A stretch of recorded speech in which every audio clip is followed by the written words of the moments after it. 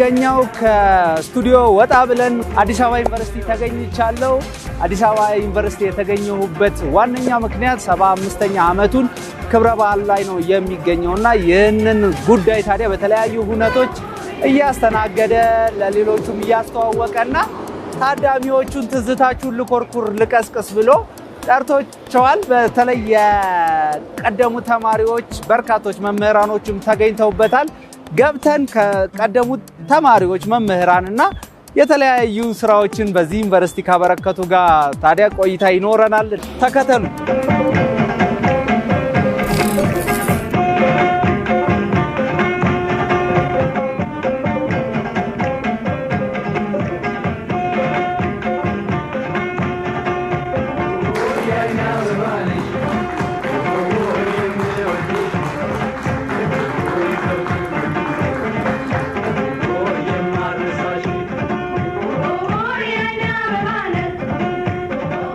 አዲስ አበባ ዩኒቨርሲቲ ሲገቡ ምን አይነት ትዝታ ነው የሚጨርቡት? እንግዲህ የቱን አንስቼ የቱን እንደምተው አላውቅም። በጣም ብዙ የተማሪነት ትዝታዎች ይኖራሉ። ከመጀመሪያው እንግዲህ ከምዝገባ ከዚህኛው በአምስተኛ በር ከገባንበት ሰልፍ አለ በአፍንጮ በር በኩል ሬጅስትራል እዚህ አካባቢ ስለሆነ ማለት ነው። ከዛ ይጀምራል። ግቢው አዲስ ነው የሚሆንብህ። አክቹአሊ ከዚህ በፊት እናቴም አባቴም ለማበረታታት ብለው አንዳንድ የዘመድ ልጆች ግራጁዌት በሚያደርጉ ሰዓት እንድንገኝ ይደረጋል። አበባ ይዘን እዛች ድባብ የምትባል የመዝናኛ ክበብ ነበረች። እዛ መተን ልደት አዳራሽ ድረስ ነው የምናውቀው። እዛ አበባ ሰጥተን በቃ የተመረቁትን አይተን፣ በተለይ ደግሞ እናቴ ሴቶችን ፈልጋ ታሳየን ነበር። ውስጣችሁ እንዲቀረጽ ይፈለግ ነበር ያ ስሜት። እና በዛ አውቀዋለሁ አዲስ አበባ ዩኒቨርሲቲን። ያው ያደግነው እዚህም አዲስ አበባ ስለነበረ ትውልዴ ሆሳና ቢሆንም እና ከዛ በኋላ ግን ከሆሳና ነው ተመልሼ ወደዚህ የመጣሁትና ግቢውን አታውቀውም፣ አዲስ ትሆናለህ። ከዛ ጀምሮ ነው እንግዲህ ትዝታ ያለኝ። ከዛ በተማሪነት ላይፍ ደግሞ የዶርሚተሪ ላይፍ ትልቅ ውስጥህ የሚቀር ትዝታ ነው። ያለህን ተሻምተህ የምትበላበት፣ ጥቂት ከሆነ ደግሞ ሲተኙ ብለህ ደብቀህ የጥናት ሰዓት እስኪደርስ የምንበላው ራታችንን 11 ሰዓት ስለሆነ ይርበናል። ስለሚርበን ትንሽ ጥቂት ነገር ካለ ደግሞ አለ ያው እንትን ብለህ ዳቦ ማምጥተን የሚቀባም ነገር ካለ እንደዛ እናደርጋለን።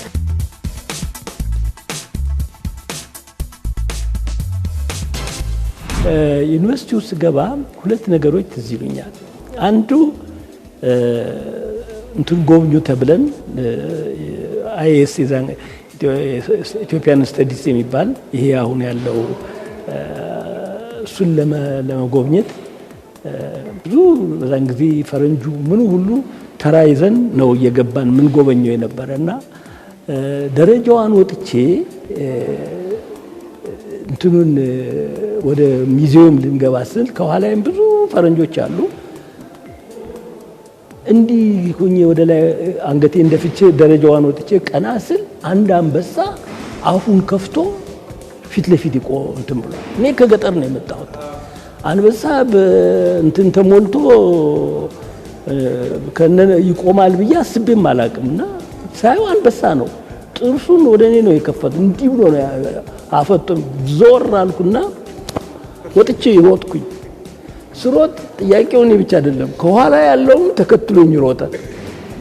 በኋላ ከኋላ ያለው ፈረንጅ ምን ሆነ ነው ይለኛል በእንግሊዝኛ።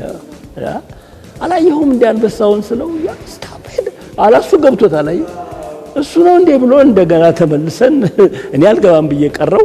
አንዱ መጀመሪያው የተቀበለኝ እሱ ነው። አክስቴ ሰጠችኝን የማረቃና እናቴ ሰጠችኝ ቆሎ፣ አክስቴ ሰጠችኝ የልጅነት ፎቶ በር ላይ ነው ዶርም ከያስክ በኋላ ከፍተሻ በኋላ ነው የሚሰጥ ተብዬ የገባው። እንግዲህ እኔ ንቃተ ህሊና አስበውና ዶርም ላይ ጠብቃለሁ። በሶዬንም ቆሎዬንም እንደገና ፎቶዬንም፣ በተለይ ፎቶዬንም የሚቆረቁረኝ ተበላ። አዎ እሱን ተበልቻለሁ። እሱ ያውን ተማሪዎችም ቀጥታ የሚያደርጉትን ነገር ያውቃሉና እኔ ዩኒቨርሲቲ መግባቴን በሩም ማለፌን ልብሴን ምኔን ነው ያንንም አላስበውም። ምለብሰው ምናልባት ብርድ ልብስ ምናምን ታስባለና አሁን ግን የት እንደሚሄዱ ምን እንደሚያደርጉ ያውቃሉ። ያው የፍሬሽ መደናገር የለም። በደንብ የራሴ ክፍል ውስጥ ያለ ነው በሱ የኔ በላኝ። ግን ማሬንና ፎቶዬን የበላኝ አላውቅምና እንደውም ፎቶዬን በዚህ አጋጣሚ እንደው እዚህ ዩኒቨርሲቲ ስላለው እና ልጅ የምትለኝ ማህኑ አክስቴ መዋይሽ ይታየው ሰጠች ፎቶ ነው የልጅነት ፎቶ እሱ ይቆረቆረኛልና ከዛ እኔ ደግሞ በተራዬ በአመቱ ብርድ ልብስ አስለብሰን በግተራ አስጠብቀናል ፍሬሽ ተማሪ።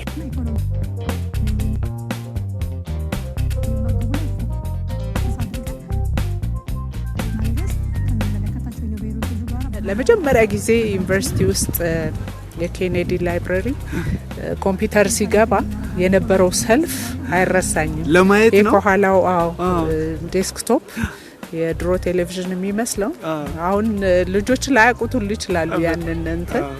ያንን ለመንካት ተሰልፈን ነው ኦሪየንቴሽን ተሰጥቶን የመጀመሪያ የያሁ ኢሜይልን የከፈትኩበት ጊዜና ከዛ ጎን ለጎን ከጓደኛዬ ጋር ሆነን እንደምነሽ ደህና ነሽ የሚል ጽፈን ሜሴጅ የተላለክንበትና የመጀመሪያ የኢሜይል የደረሰኝም ከዶርም ጓደኛዬ ነው። አዲስ አበባ ዩኒቨርሲቲ የግጥም ውድድሮች ነበሩ የዛን ጊዜ እና ገና ወደ ዩኒቨርሲቲው ገና መግባቴ ነው እና የግጥም ውድድር ልግባ ስል ሙሉ የዩኒቨርሲቲ አባል ካልሆንክ ክርስማስ ግራጁዌሽን አልፈህ ካልመጣህ እኔ ደግሞ በደማርያም ነኝ ሙሉ ሰው ተብለህ አትቆጠርም እና አትገባም አሉ። አረባካችሁ ብዬ ብለም እንዲያሉ ጋላቶ ፕሮፌሰር አለማየሁ ሞገስ የሚባሉ ሰው ነበሩና እንደው እኔ እኮ ግጥም እችላለሁ ክፍለ ሀገርም ግጥም ነበር አልኳቸው። ትችያለሽ አሉ። ያው እችላለሁ።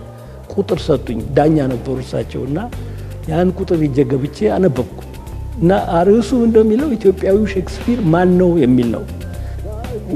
በቁጥር ሲጠሩኝ ወጥቼ አካኬ ዘራፍ አልኩኝ። አንደኛ ወጣሁ።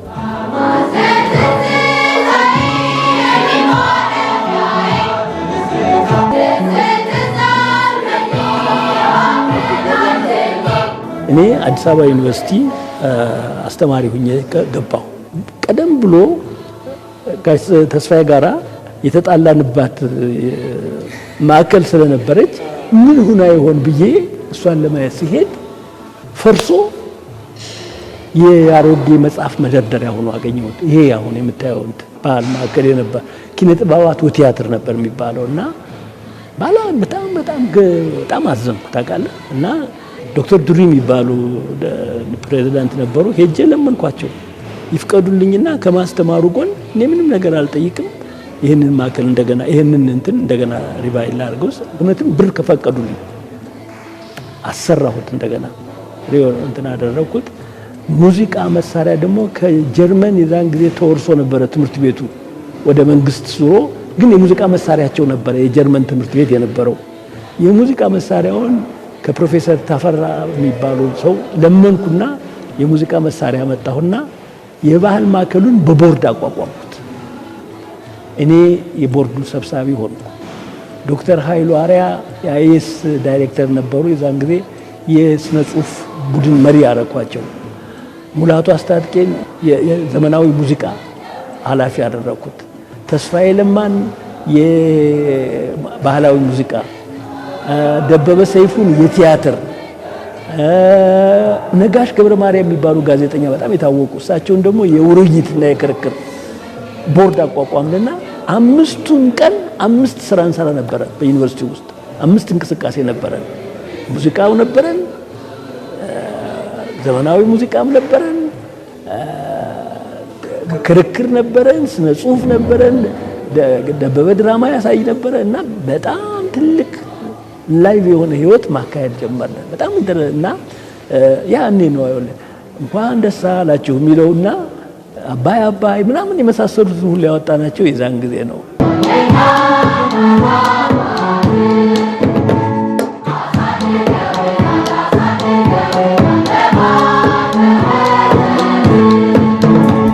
እዚህ የሚፈልቀው እውቀት ሼልፍ ላይ የሚቆይ እንዳይሆን ወደ ሀገር ልማት የሚሄድ በግብርናው ብንል በኢንዱስትሪው ብንል በብዙ መልኩ ከፖለቲካውም በማህበራዊም በኢኮኖሚውም መስክ ትልልቅ ምርታዎች ሊመጡ የሚችሉት ከእንደነዚህ አይነት ተቋማትን ገንብቶ ኮንትሪቢዩሽናቸውን ወይ አስተዋጽኦአቸውን የበለጠ እንዲጎለብት በማድረግ ነውና የአካዳሚክ ነጻነቱን ከትልቅ አገራዊ ኃላፊነት ጋር አቀናጅቶ የበለጠ ውጤታማ የበለጠ ስኬታማ ዩኒቨርሲቲ ሆኖ እንደማገኘው ሙሉ እምነት አለኝ። ዩኒቨርሲቲያችን የነበረውን ትልቁን ዓላማ ተከትሎ ካለምንም ተጽዕኖ ከጀርባ ተጽዕኖ ምንም ተጽዕኖ ሳይኖረው ምንም ጣልቃ ገብነት ሳይኖረው ዩኒቨርሲቲው ራሱን ችሎ እንዲሄድ ምኞቴ ነው። ይሄ የተካሄደ ነው ወይ እሱን እንግዲህ አብረን የምንጠይቀው ይሆናል እና ምንድን ያገኘው ልዩነት ቢባል በእርግጥ የተማሪው ብዛቱ በጣም ከባድ ልዩነቱ አለው። በዛ መጠን ግን ምን ያህል ጥራት ያለው ተማሪ ከዩኒቨርሲቲያችን ይወጣል የሚለውን ጥናት ያስፈልጋል። ዩኒቨርሲቲውን በዓለም አቀፍ ደረጃ የሚያወዳድር የትምህርት ተቋም እንዲሆን ምኞቴ ነው። በዓለም ላይ የእውቀት የምርምር የአስተምሮት ማዕከል ሆኖ በተለይም ደግሞ የኢትዮጵያን የአፍሪካን ባህል ላይ ጥናት አድርጎ የራሱ መልክና ትምህርት ያለው እና ይሄ ከፍተኛ የሆነ ፍላግ ዩኒቨርሲቲ ሆኖ በዓለም ላይ ማየት ነው እርግጠኛ ነኝ። ይሄ ደግሞ ይሆናል። ምክንያቱም እኛን ያስተማሩና በከፍተኛ የምርምር ልዕልና ላይ ያሉ ምሁራኖች አሉበት። የተሻለ ስራ የሚሰሩ የማኔጅመንት ሲስተም ሰራተኞች አሉ፣ የአስተዳደር ሰራተኞች፣ ምሁራኖችም አለን፣ እኛ ወጣኝ ምሁራንም አለን። እነዚህም ሁሉ ስለሚይዝ አዲስ አበባ ዩኒቨርሲቲ ኢንተርናሽናል ፍላግ ዩኒቨርሲቲ እንዲሆን